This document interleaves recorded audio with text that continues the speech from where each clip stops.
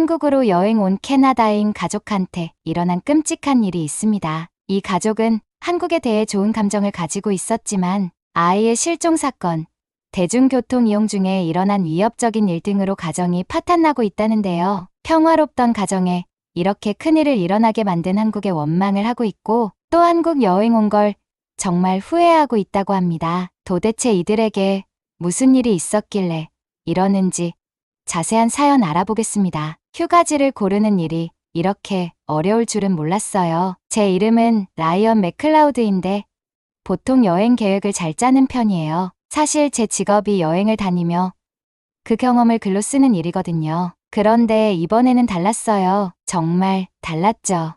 우리는 병원이 좋은 곳으로 가야 해요. 어머니께서 가족 회의 중에 말씀하셨어요. 거실 소파에 앉아 조용히 계시던 할아버지와 할머니를 보시면서 말씀하셨어요. 아버지 혈압약 조정이 필요할 수도 있으니까요. 제 여동생 로렌은 다리를 쿵쾅거리며 흔들었어요. 그녀가 흥분했을 때 자주 하는 행동이에요. 그리고 아이들이 즐길 수 있는 곳도 있어야 해요. 그녀는 코너에서 비디오 게임을 하고 있는 제 조카들, 에마와 루카스를 가리켰어요. 저는 관자놀이를 문지르며 생각했어요. 6세부터 75세까지 10명이 다 만족할 수 있는 완벽한 장소를 찾는 게 불가능해 보였어요. 제가 제안한 곳마다 뭔가 문제가 있었어요. 싱가포르는 어때요? 제가 제안했어요. 모던하고 깨끗하고 안전해요. 아버지께서 휴대폰을 꺼내 호텔 가격을 보여주셨어요. 저는 깜짝 놀랐죠. 싱가포르는 아닌 것 같아요. 제가 중얼거렸어요. 홍콩은 어때? 형부가 제안했어요. 저는 고개를 저었어요. 지금은 정치적인 문제가 많아서요. 안정적이고 평화로운 곳이 필요해요. 중국? 누군가가 말했어요. 저는 할아버지와 할머니가 영어를 거의 못하는 나라에서 어떻게 다닐지 떠올렸어요. 게다가 그들은 인터넷 제한 때문에 좋아하는 앱이나 이메일을 쉽게 확인할 수 없을 거예요. 조금 힘들 수도 있을 것 같아요. 제가 외교적으로 대답했어요. 일본은 어때? 어머니께서 말씀하셨어요. 할아버지 프랭크가 즉시 얼굴을 찡그렸어요. 작년에 갔었는데 사람들이 너무 많고 모든 게 너무 비쌌어요. 게다가 계속 걸어 다니니까 다리가 너무 피곤했죠. 저는 의자에 축 처져 앉았어요. 몇 시간째 이렇게 고민하고 있었는데 아무것도 정해지지 않았어요. 그때 로렌이 똑바로 앉아 눈빛이 반짝이며 아이디어가 떠오른 듯 말했어요. 한국은 어때요? 그녀가 말했어요. 한국. 그녀는 우리가 어리둥절해하는 표정을 보고 바로 덧붙였어요. 제가 서울에서 1년 동안 살았었잖아요. 영어 가르쳤던 거 기억나세요? 솔직히 말하면 한국은 전혀 생각하지 못했어요. K-팝이나 한국 드라마는 알고 있었지만 온 가족이 가는 휴가지로는 전혀 고려하지 않았어요. 저는 확신이 없었어요. 하지만 로렌은 포기하지 않았어요. 그녀는 노트북을 꺼내서 사진들을 보여주기 시작했어요. 봐요.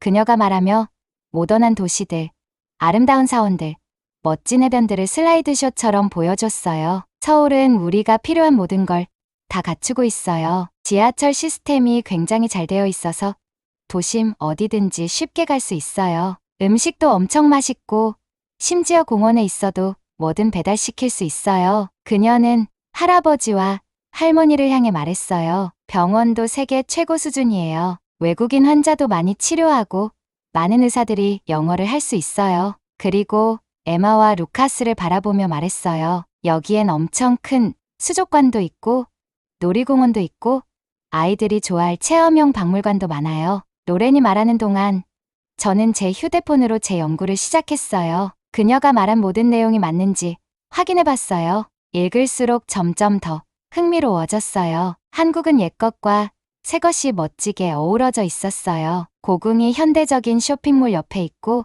전통적인 사원이 세련된 고층 빌딩 사이에 있더라고요. 가장 좋은 점은 로렌이 계속해서 말했어요. 굉장히 안전하다는 거예요. 밤에 돌아다녀도 걱정할 필요가 없어요. 사람들이 카페 테이블에 핸드폰을 올려놓고 자리를 맡기기도 해요. 뭔가 잃어버리면 아마 찾을 수 있을 거예요. 저는 가족들의 표정이 의심에서 궁금증으로 바뀌는 걸 봤어요. 심지어 할아버지 프랭크도 지하철과 버스로 쉽게 다닐 수 있다는 말에 관심을 보였어요. 그리고 노래는 웃으며 덧붙였어요. 일본이나 싱가포르보다 훨씬 저렴해요. 그 말에 아버지가 관심을 보였어요. 그는 바로 항공권 가격을 검색하기 시작하면서 고개를 끄덕였어요. 저는 잠시 생각에 잠겼어요. 한국은 우리가 가족 휴가로 가기로 예상했던 곳은 아니었어요. 하지만 그게 오히려 좋은 선택일 수도 있었어요. 때로는 예상치 못한 선택이 최고의 여행을 만들어주기도 하니까요. 가족들의 기대 어린 얼굴을 보며 결정을 내렸어요. 결정했어요. 제가 말했어요. 한국으로 가요. 아이들은 환호했고 부모님은 미소를 지었어요. 심지어 할머니, 할아버지도 신나 보였어요. 노래는 자랑스럽게 웃고 있었어요. 그녀의 한국에서의 1년이 우리 가족 여행을 구해줄지도 모르겠네요. 모두가 한국에서 무엇을 할지 이야기하기 시작했을 때 저는 노트북을 꺼내 리스트를 작성하기 시작했어요. 이번 여행은 제가 그동안 쓴 여행 중 가장 특별할 것 같았어요. 비행기에서 내리자마자 가장 먼저 느껴진 건 시원한 공기에 폭풍 같은 에어컨 바람이었어요. 14시간 동안 비행한 탓에 다리가 풀린 것처럼 떨렸지만 그보다 더 강하게 밀려오는 건 설렘이었어요. 인천국제공항은 마치 거대한 유리 궁전처럼 우리 앞에 펼쳐졌어요. 둥그렇게 높게 솟은 천장과 큰 창문을 통해 쏟아져 들어오는 햇빛이 반짝이는 바닥을 비추고 있었죠. 와, 여기 진짜 크다. 조카 루카스가 소리쳤어요. 그의 목소리는 넓은 공간에서 울려 퍼졌어요. 틀린 말은 아니었어요. 공항이 오히려 교통허브라기보다는 쇼핑몰이나 박물관처럼 느껴졌어요. 할머니 헬렌은 여행 베개를 꽉 쥐고는 넓은 눈으로 둘러보며 모든 게 너무 깨끗해 라고 속삭였어요. 그 말도 맞았어요. 아무리 봐도 먼지 하나 없고 바닥에 쓰레기조차 없었어요. 우리는 표지판을 따라 입국 심사대로 갔어요. 선명한 색과 간단한 그림 덕분에 길을 찾는데 어려움이 없었어요. 집에서는 입국 심사에 긴 줄을 서고 불친절한 직원들을 만나곤 했는데 여기서는 그 과정이 거의 마법처럼 느껴졌어요. 스마트 기계가 여권을 스캔하고 친절한 직원들이 군더더기 없이 우리가 해야 할 일을 안내해줬어요. 영어 하실 수 있나요? 한 친절한 직원이 우리를 부르며 손을 흔들었어요. 그녀의 미소 덕분에 모두가 편안해졌어요. 특히 언어 장벽을 걱정했던 할아버지 로버트는 한결 안심한 표정을 지었어요. 직원은 신속하게 우리의 서류를 처리하며 각 여권에 효율적으로 도장을 찍었어요. 한국에 오신 걸 환영합니다. 그녀가 따뜻하게 말했어요. 즐거운 여행 되세요. 수화물 찾는 곳도 마찬가지로 인상적이었어요. 우리가 도착한 직후에 짐이 거의 동시에 컨베이어 벨트에 나타났어요. 짐 하나하나를 소중하게 다루는 모습이었어요. 다른 공항에서는 종종 짐을 던지거나 떨어뜨리곤 했는데 여기서는 그런 일이 없었어요. 제 동생 로레는 우리가 짐을 실은 이동식 보도가 다음 층으로 올라가는 걸 보고 웃음을 터뜨렸어요. 봤지? 내가 말했잖아. 한국은 놀라운 곳이라고. 그녀가 팔꿈치로 저를 쿡 찔렀어요. 공항 밖으로 나오자 차가운 공기가 따뜻한 담요처럼 우리를 감쌌어요. 검은색 택시들이 완벽하게 줄지어 서 있었고 기사님은 살짝 고개를 숙여 우리의 짐을 트렁크에 실어주었어요. 마치 짐 하나하나가 귀중한 화물인 양 조심스럽게 다뤘어요. 인천에서 서울로 가는 고속도로는 한국을 처음 제대로 볼 수 있는 기회를 줬어요. 높은 아파트 건물들이 끝없이 이어져 있고 그 창문들은 오후 햇살을 반사하고 있었어요. 그 사이로 푸른 산들이 살짝 고개를 내밀며 자연이 현대적인 세계의 자리를 지키고 있는 듯했어요. 저 건물들 봐.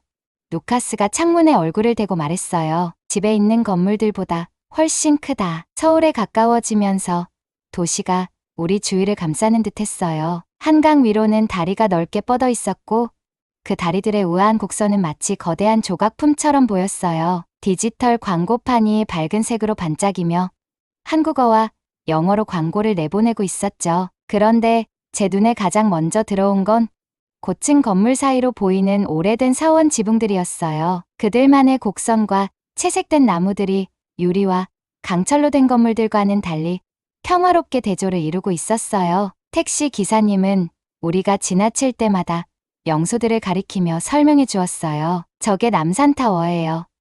그는 한 도시 한복판에서 산 위로 솟아있는 높은 첨탑을 가리키며 말했어요. 아주 유명해요. 사진 찍기 좋은 곳이죠. 서울의 중심으로 들어갈수록 길은 점점 좁아졌어요. 작은 상점들이 거리를 가득 채우고 있었고 그 상점들의 간판은 한글과 영어가 섞여 있었어요. 인도는 바쁘게 움직이는 사람들로 가득했어요. 정장을 입은 비즈니스맨들, 교복을 입은 학생들, 카메라를 든 관광객들, 모두 각자의 목적을 가지고 움직이고 있었어요. 우리가 묵을 호텔은 명동에 있었어요. 인기 있는 쇼핑 지구에 위치한 호텔이라. 호텔 앞에 도착하자 도시의 소음과 냄새가 모두 우리를 감쌌어요. 가게 스피커에서 음악이 흘러나오고 지나가는 사람들의 대화 소리와 섞였어요. 근처 음식점에서 고기 굽는 냄새와 향신료 냄새가 코를 자극했죠. 드디어 여기 왔네. 어머니가 말하며 모든 걸 눈에 담았어요. 그녀의 눈에는 피로감은 온데간데 없고 대신 설렘이 가득했어요. 호텔 직원들은 깊이 고개를 숙여 인사를 했고 그들의 환대는 밖의 여름 공기만큼이나 따뜻했어요. 짐을 도와주는 동안 로렌과 눈이 마주쳤어요. 그녀는 내가 말했잖아 라는 표정을 지었고 그때만큼은 그 모습이 기분 나쁘지 않았어요. 어쩌면 그녀 말이 맞았을지도 모르겠어요. 한국은 우리 가족 여행지로 완벽한 곳이었을지도 몰라요. 우리 가족의 평화로운 여행이 이렇게 심장이 멎을 듯한 모험으로 바뀔 줄은 전혀 예상하지 못했어요. 서울에서 가장 바쁜 지하철역 중 하나인 강남역에서 일이 일어났어요. 그 역은 지하 상가와 연결된 통로들로 미로처럼 얽혀 있고 사람들이 하루 일과를 이어가며 끊임없이 오가고 있었어요. 언니 로렌과 저는 역 안에 있는 많은 가게 중 하나에서 한국의 길거리 음식을 보고 있었어요. 부모님은 가까운 벤치에 앉아 잠시 쉬고 계셨고 할머니와 할아버지는 지하철 노선도를 살펴보고 계셨어요. 로렌의 6살 된 아들 루카스는 저희 옆에서 다양한 간식들이 진열된 유리창을 보며 눈을 반짝이고 있었어요. 사탕 먹어도 돼? 루카스가 신이 나서 물었어요. 저녁 먹고 먹자. 로렌이 그의 머리를 쓰다듬으며 약속했어요. 이제 빨리 식당으로 가자. 저는 휴대폰을 꺼내 시간을 확인하려고 고개를 돌렸어요. 그리고 그때 모든 게 달라졌어요. 30초도 지나지 않았을 텐데 다시 돌아보니 루카스가 사라졌어요. 그가 서 있던 자리는 텅 비어 있었어요. 루카스? 로렌이 차분한 목소리로 불렀어요. 루카스, 어디 있어? 우리는 주변을 살폈어요. 혹시 다른 가게의 진열창을 보고 있을까 싶었죠. 그런데 루카스는 보이지 않았어요. 사람들이 끊임없이 지나가고 있었고 그 속에서 작은 아이를 찾기란 정말 힘든 일이었어요. 루카스, 로렌의 목소리가 점점 더 긴장된 톤으로 변했어요. 부모님은 일어나서 바로 긴장하며 주변을 살피셨어요. 할머니와 할아버지도 달려와서 걱정스러운 표정을 짓고 있었어요. 제 심장은 목까지 뛰는 걸 느낄 수 있을 만큼 빠르게 뛰고 있었어요. 역은 갑자기 엄청나게 넓게 느껴졌고 여러 층과 복잡한 통로들이 어지럽게 얽혀 있었어요. 6살짜리 아이가 1분도 안 돼서 얼마나 멀리 갔을까요? 역무원들을 찾아야 해요. 제가 로렌을 위해 최대한 침착하게 말했어요. 그녀는 떨리고 얼굴이 창백했어요. 그들이 알아서 도와줄 거예요. 저는 가까운 역무실을 찾았고 로렌을 끌고 그쪽으로 달려갔어요. 나머지 가족들은 주변에서 루카스의 이름을 부르며 살펴보았어요. 역무실 안에서 깔끔한 유니폼을 입은 직원이 우리가 급히 들어오자 고개를 들었어요. 제발 도와주세요. 제가 천천히 또렷하게 말했어요. 제 조카가 사라졌어요. 6살이고 파란색 티셔츠에 공룡 그림이 있고 회색 반바지를 입고 있어요. 이름은 루카스예요. 직원은 즉시 반응했고 빠르게 전화를 들고 한국어로 빠르게 말을 했어요. 저는 무슨 말을 하는지 알 수 없었지만 그녀의 목소리는 긴박하고 집중된 톤이었어요. 그녀는 저희를 향해 돌아서서 영어로 말했어요. 걱정 마세요. 저희가 찾을 거예요. 여기서 기다려주세요. 잠시 후 다른 역무원들이 나타났어요. 그들은 보안 카메라 화면을 보는 태블릿을 들고 있었고 화면을 빠르게 넘기며 각 화면을 면밀히 살펴보았어요. 그중 한 명은 무전기로 무언가를 말했고 그 지역 전체의 루카스를 설명하는 방송이 한국어와 영어로 울려 퍼졌어요. 로렌은 제 손을 꽉 쥐었고 그 힘이 너무 강해서 아팠지만 저는 거의 신경을 쓰지 못했어요. 5분이 지나고 10분이 지나갔어요. 매 순간이 1시간처럼 길게 느껴졌어요. 부모님과 할머니, 할아버지도 돌아와서 우리와 함께 조용히 기다리고 있었어요. 그리고 갑자기 영무원의 무전기가 울렸어요. 그녀는 집중해서 듣더니 고개를 끄덕이며 저희에게 미소를 지었어요. 찾았어요. 안전해요. 루카스는 길 위로 올라갔고 강아지와 함께 걷고 있었어요. 직원이 데리고 오고 있어요. 저는 믿을 수 없을 정도로 가벼운 마음이 되었어요. 제 무릎이 풀릴 정도로 긴장이 풀렸어요. 노래는 갑자기 울음을 터뜨렸어요. 2분도 안 돼서 루카스가 다른 영무원의 손에 이끌려 나타났어요. 그는 자신이 일으킨 혼란을 전혀 모르고 있었고 저희를 보자마자 얼굴이 밝아졌어요. 엄마! 그는 밝게 외쳤어요. 제일 귀여운 강아지를 봤어요. 엄청 폭신했어요. 노래는 그를 안아 올리며 꽉 껴안았어요. 다시는 이렇게 혼자서 가지 마. 그녀의 목소리는 떨리고 있었어요. 정말 무서웠어. 우리는 영무원들에게 계속해서 감사의 말을 전했어요. 이 상황을 얼마나 효율적으로 처리했는지에 정말 놀랐어요. 이렇게 큰 역에서 작은 아이 한 명을 찾는데 몇 시간이 걸릴 수도 있었겠지만 그들은 정말 빠르게 대처해서 몇 분 만에 루카스를 찾아냈어요. 그날 저녁 모두 마음을 가다듬고 나서 저는 호텔 방에서 장난감을 가지고 행복하게 노는 루카스를 보았어요. 그 사건은 우리 모두에게 큰 충격이었지만 한국에 대해 정말 놀라운 것을 깨닫게 해줬어요. 우리가 언어도 잘 못하는 외국에서 한 번의 큰 위기가 빠르고 조직적으로 해결되어 그저 무서운 기억으로만 남게 된 거였죠. 노렌, 내 말이 맞았어.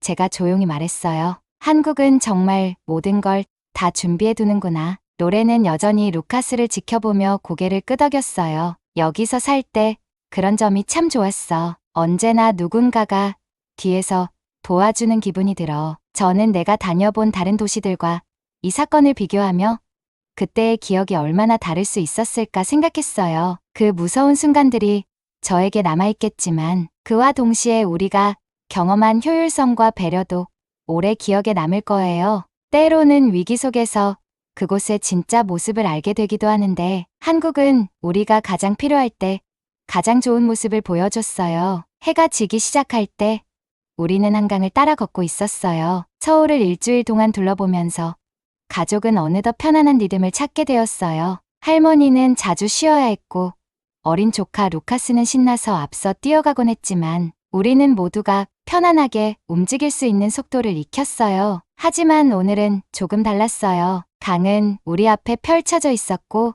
그 표면은 하늘의 오렌지와 핑크빛 구름을 반사하고 있었어요. 주변에는 지역 가족들이 다채로운 피크닉 매트를 펼쳐놓고 식사와 웃음을 나누고 있었어요. 그 모습을 보니 아직 저녁을 먹지 않았다는 걸 상기시키는 배고픔이 느껴졌어요. 우리 여기서 배달음식 시켜 먹으면 어때요?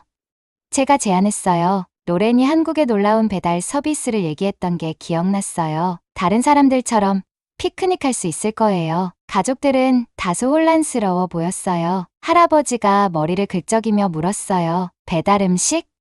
여기 공원에서? 믿어봐요.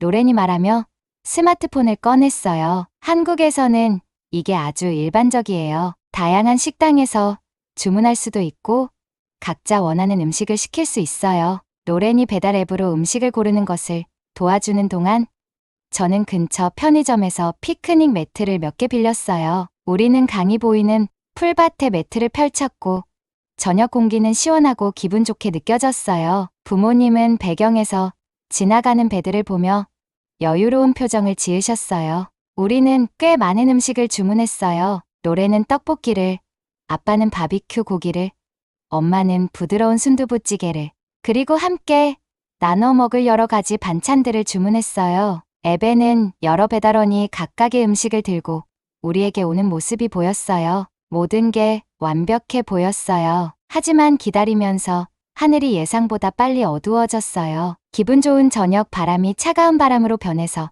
할머니는 자켓을 더 꼭 끌어안으셨어요. 공원에 있던 사람들도 하나둘 떠나가고 있었지만 남아있는 사람들 사이에서 뭔가 이상한 기운이 감돌았어요. 작은 무리들이 형성되었고 그들의 목소리는 걱정스러운 듯 들렸어요. 저는 다시 한번 제 폰을 확인했어요. 음식이 지연되었고 설명은 없었어요. 배달원들의 위치도 몇 분째 움직이지 않았어요. 엄마는 다른 식당을 찾자고 제안했지만 루카스와 조카 사라는 이미 배고프고 지쳐 보였어요. 모두를 옮기기는 힘들었어요. 그때 갑자기 큰 충돌음이 들렸어요. 그 소리는 공원 전체에 울려 퍼졌고 그 뒤로 사람들의 소리가 들려왔어요. 작은 무리들이 갑자기 빠르게 움직이기 시작했어요. 일부는 소리나는 쪽으로 달려갔고 다른 일부는 반대 방향으로 달아났어요. 분위기는 평화로움에서 긴장감으로 변했어요. 모두 같이 있어요.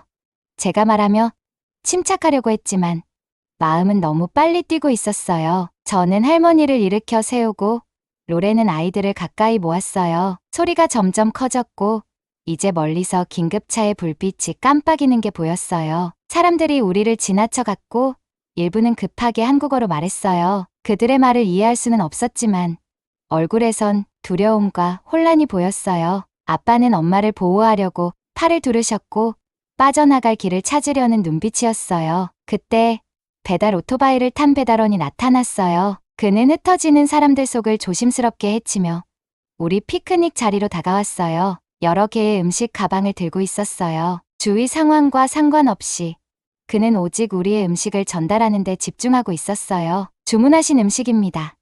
그는 간단한 영어로 말하며 살짝 허리를 굽혔어요. 지연돼서 죄송합니다. 다리 사고로 큰 교통 체증이 있었어요. 공원은 곧 닫힙니다. 조심하세요. 저는 그가 다가와서 뜨겁게 준비된 음식을 들고 있는 동안 주변에서 벌어지는 혼란을 보며 놀라움을 감추지 못했어요. 그 배달원은 긴급 상황 속에서도 우리가 저녁을 먹을 수 있도록 임무를 완수한 거였어요. 제가 제대로 감사의 말을 전하기도 전에 그는 다시 오토바이에 올라타서 다음 배달지로 떠났어요. 우리가 가야 할 것 같아요. 노렌이 말하며 음식을 담은 가방을 몇 개 들었어요. 지하철역이 5분 거리에 있어요. 우리는 서둘러 짐을 챙기고 지하철역을 향해 빠르게 걸어갔어요. 뒤에서는 사이렌과 사람들의 소리가 점점 멀어졌어요. 아이들은 의외로 조용하게 엄마의 손을 꼭 잡고 있었어요. 우리의 걱정 속에서도 경찰이 효율적으로 사람들을 사고가 일어난 다리에서 멀리 보내는 모습을 볼 수 있었어요. 20분 후 우리는 호텔 방에서 안전하게 도착했고 드디어 저녁을 먹기 시작했어요. 음식은 여전히 따뜻했고 급히 떠나면서도 음식이 엎어지지 않았어요. 우리는 저녁을 먹으며 뉴스에서 다리 사고로 일어난 소란에 대해 보도하는 걸 들었어요. 다친 사람은 없었고 사고가 생각보다 큰 피해는 아니었다고 했어요. 가족을 보며 저는 이상한 감정을 느꼈어요. 무서운 상황이 될 수도 있었던 일이 오히려 한국에서만 느낄 수 있는 특별한 경험이 되었어요. 혼란 속에서도 시스템은 잘 작동했어요. 배달원은 임무를 완수했고 경찰은 군중을 잘 관리했어요. 뉴스는 빠르게 사실을 전했고 우리는 결국 맛있는 저녁을 함께 먹으며 앞으로 몇 년 동안 이야기할 특별한 추억을 만들었어요. 이거 다른 나라에서는 절대 일어나지 않았을 거야. 할아버지가 만족스러운 미소를 지으며 국물을 마시고 말했어요. 저는 그 말을 완전히 동의했어요. 이날 밤은 한국의 특별한 점을 보여준 순간이었어요. 질서와 혼란, 전통과 현대, 서비스와 안전이 예상치 못한 방식으로 잘 어우러졌던 거죠. 호텔 방에 돌아와서 저는 창가에 앉아 서울의 야경을 바라보며 반짝이는 불빛들을 보고 있었어요. 한강에서 있었던 일들이 머릿속에 계속 맴돌았어요. 가족은 각자 방 안에서 시간을 보내고 있었고 할머니와 할아버지는 소파에서 쉬고 계셨고 엄마와 아빠는 내일 계획을 세우고 계셨어요.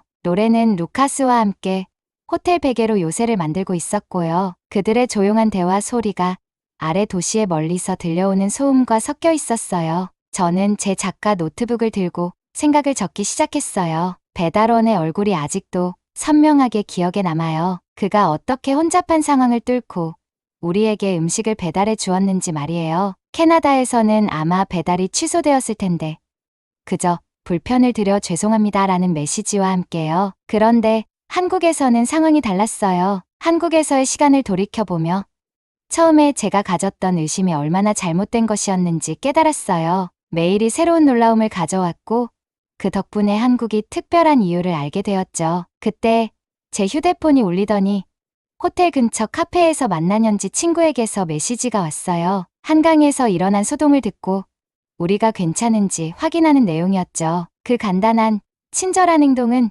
제가 여기서 느낀 또 다른 점을 떠올리게 했어요. 바로 강한 공동체 의식이었어요. 공원에서의 혼잡한 상황에서 서로 돕는 사람들. 한 번 방문한 가게에서 우리의 취향을 기억하는 상인들 사람들이 진심으로 서로를 아끼고 돌보는 모습이었죠. 저는 제 여행 작가로서의 일이 떠올랐어요. 이 여행이 제 시각을 어떻게 바꾸었는지도요. 보통 저는 관광지나 호텔, 맛집 위주로 다루었어요. 그런데 한국은 제가 생각한 것보다 훨씬 더 중요한 것들을 가르쳐 주었어요. 여행지의 진정한 가치는 그곳의 경치나 음식만이 아니라 사람들이 어떻게 느끼게 되는지에 있더라고요. 자유롭게 탐험할 수 있는 안전함, 일상적인 일을 더 쉽게 만들어주는 효율성, 그리고 따뜻하게 우리를 환영하는 친절함. 엄마가 우리를 모두 모아 서울에서의 마지막 일정을 계획하자고 하셨어요. 모두 호텔 방 테이블에 모여 앉았을 때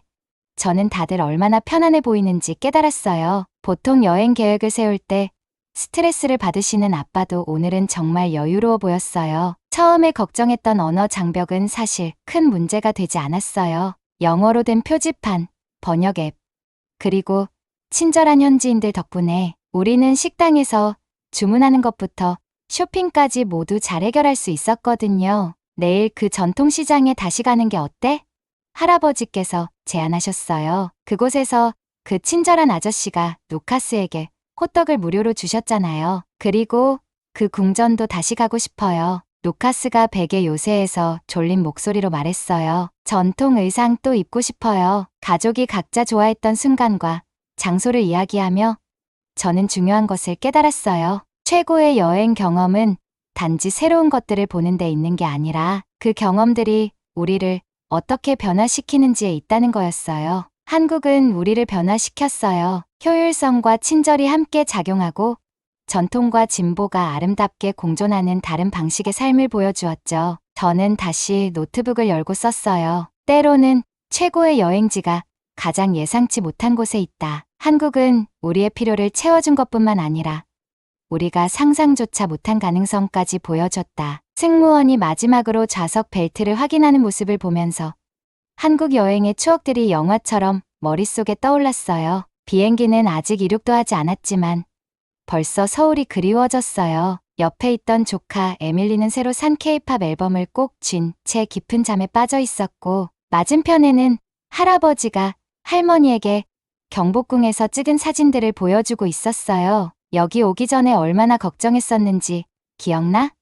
엄마가 제 뒷자리에서 속삭였어요. 저는 돌아보며 고개를 끄덕였어요. 여행 전에 떠오르던 여러 가지 의문들이 이제는 정말 사소한 일처럼 느껴졌어요. 마치 불을 켜기 전에 어두운 방을 무서워하던 것처럼요. 비행기의 엔진 소리가 커지고 우리가 이륙하면서 서울이 점점 작아지는 모습이 보였어요. 한강은 은비의 리본처럼 도시를 가로질러 구불구불 흐르고 높은 건물들이 아침 햇살을 받아 반짝였어요. 불과 2주 전만 해도 이 풍경은 우리에게 완전히 새로운 것이었어요. 한국에서의 시간은 정말 많은 것을 가르쳐줬어요. 지하철 시스템, 얼마나 깨끗하고 정확한지. 기술에 약한 할아버지도 3일째 되던 날에는 교통카드를 사용하는 방법을 배웠어요. 집에서 버스보다 훨씬 편하네 라고 하시면서 모두를 놀라게 하셨죠. 음식도 정말 놀라웠어요. 맛뿐만 아니라 얼마나 쉽게 얻을 수 있는지에 대해서도요. 밤 12시에 호텔방에서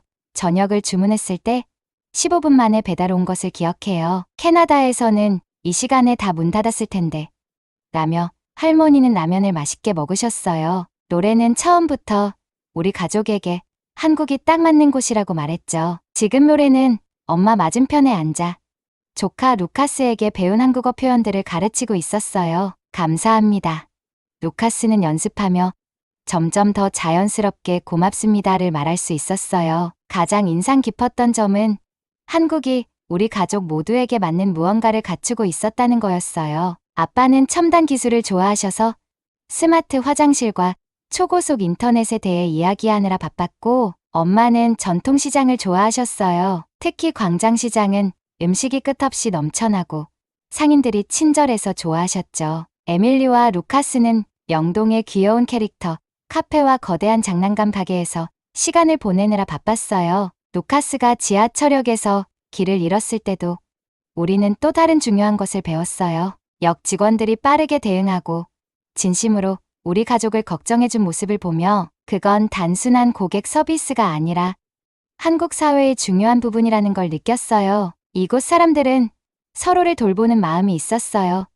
지역 주민이든 관광객이든 상관없이요. 저는 노트북을 꺼내서 글을 쓰기 시작했어요. 여행 작가로서 많은 곳을 다녀봤지만 한국은 달랐어요. 단순히 관광지나 음식, 쇼핑만이 아니라 모든 것이 유기적으로 잘 맞아떨어지는 곳이었어요. 오래된 사찰들은 현대적인 건물들과 충돌하지 않고 서로를 보완했어요. 초고속 인터넷은 사람들로 하여금 전통을 잊게 하지 않았고 오히려 그것을 지키는데 도움이 되었어요. 그리고 한국은 우리 가족의 이야기의 한 부분이 되었다는 것을 깨달았어요. 우리는 기념품과 사진만이 아니라 새로운 시각과 새로운 맛, 그리고 우리를 따뜻하게 맞아준 문화에 대한 새로운 감사함을 안고 돌아갈 거예요. 창밖을 한 번 더 바라보며 구름 속으로 사라지는 한반도를 보았어요. 저는 속으로 다시 오겠다고 다짐했어요. 그때는 관광객이 아니라 한국의 특별함이 무엇인지 아는 사람으로 돌아올 거예요. 한국은 단지 방문할 곳이 아니라